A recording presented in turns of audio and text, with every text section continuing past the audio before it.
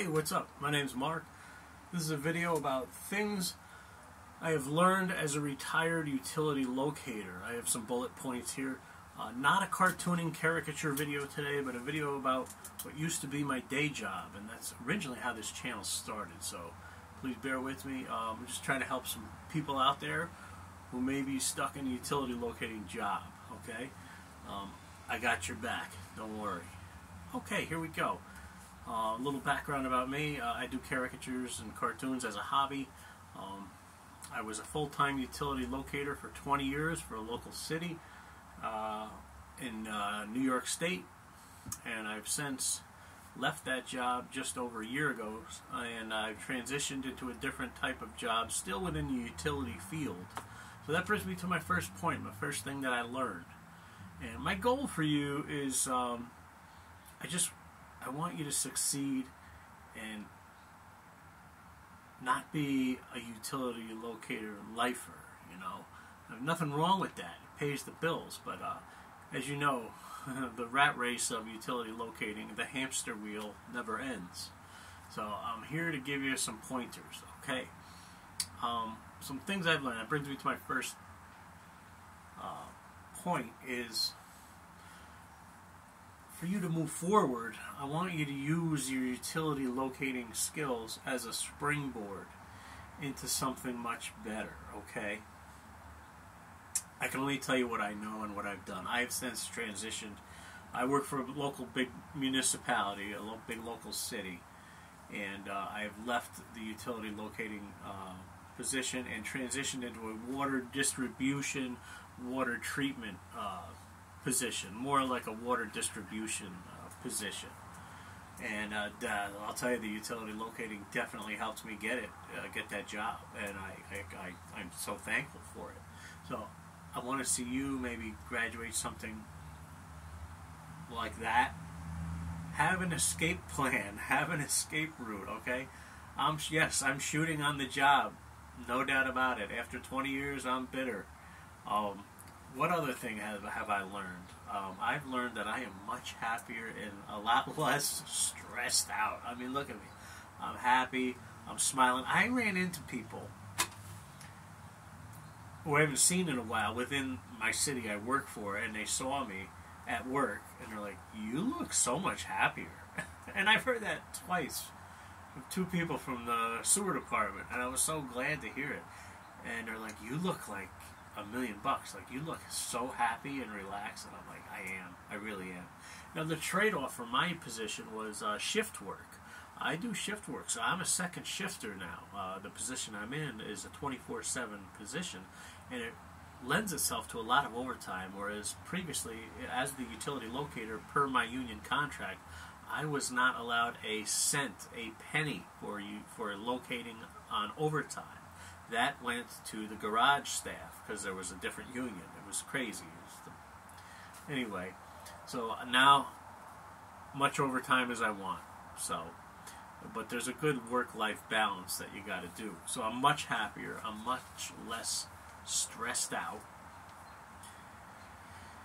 And some funny things that I notice. Okay, I can't drive down a street, and you know this, without saying, okay, that house there, that water service taps off the side street. I hope they know it. I hope they figure it out. Or that house is on a well, or that house sewer, the map ain't right, and I, put in the corrections. Hopefully they remember that.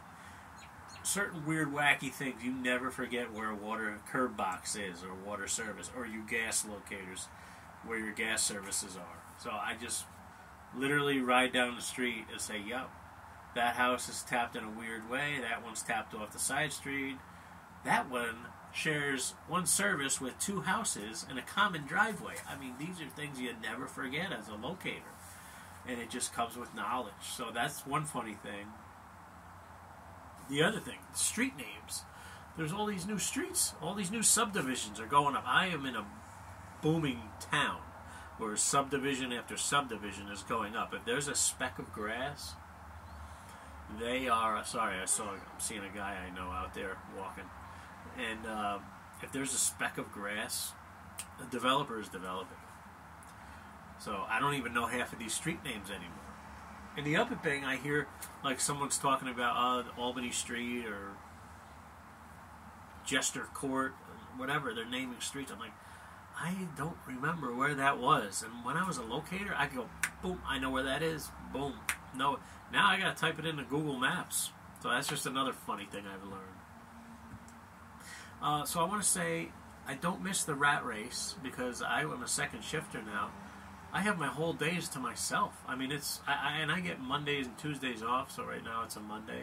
I love Mondays. Me and my buddy, he works off shift hours too as a medical worker and a CT scan, a CAT scan, and he only works weekends, but he gets paid full time. He's like, Mark, we just went out to lunch today. He says, Mark, I never thought I'd say this, but I love Mondays. I'm like, Mike, I love Mondays too.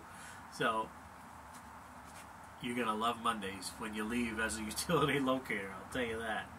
I don't miss the hamster wheel. One thing I've been trying to get done with Dig Safe New York is a daily ticket limit that these gypsy contractors come in and lay in all these road jobs. And you know what I'm talking, blocks and blocks of streets, hundreds and hundreds and thousands of feet of main they want located because they're replacing a National Grid gas main.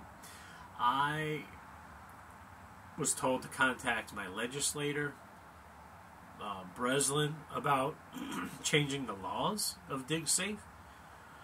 Since I left the job, I didn't pursue it anymore, but I was sinking my teeth into it.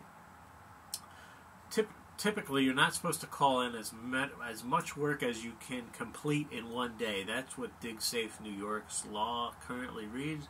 People violate it all the time. They call in all these hundreds of feet of road job. But I do have ways to get around that, and I will tell you this. Piece off your contractor block by block. Stay in touch with your contractor. I miss all my contacts. I miss my guys out there. I miss the camaraderie. I really do. I'm in a much more alone job now, which is fine because of utility locating, you're alone. But I would be in contact with all my contractors and say, hey, what do you need done today? And I would save that till the end of my day. I would get done all my daily tickets and emergencies in the morning and early afternoon, and then I would piece off the contractor for the big road jobs in the afternoon.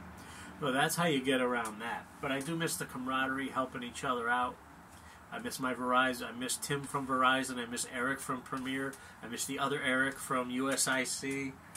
And I miss James from USIC. You know, I miss a lot of these guys. But they've moved on, too, to other bigger jobs, more management roles. And one guy went to a water treatment plant in a local city. So what I want to say is keep pushing forward. Get out of that rat race. Get out of that hamster wheel. And I just want you to keep pushing forward to be more of who you are. If you made it this far in the video, give me a thumbs up. Give me a like, a comment, a subscribe. I occasionally pop in with videos about daily life and day job bullshit. And if you like caricatures and cartooning, you like that kind of stuff, keep tuning in. There's a lot of those videos here and a lot more to come. My website is caricaturesbymark.com, caricaturesbymark.com. I'm a caricature artist in the Albany, New York area, Saratoga, New York area, Troy, New York area, the home of Uncle Sam, by the way. And that's the video about what I've learned as a retired utility locator. See you next time.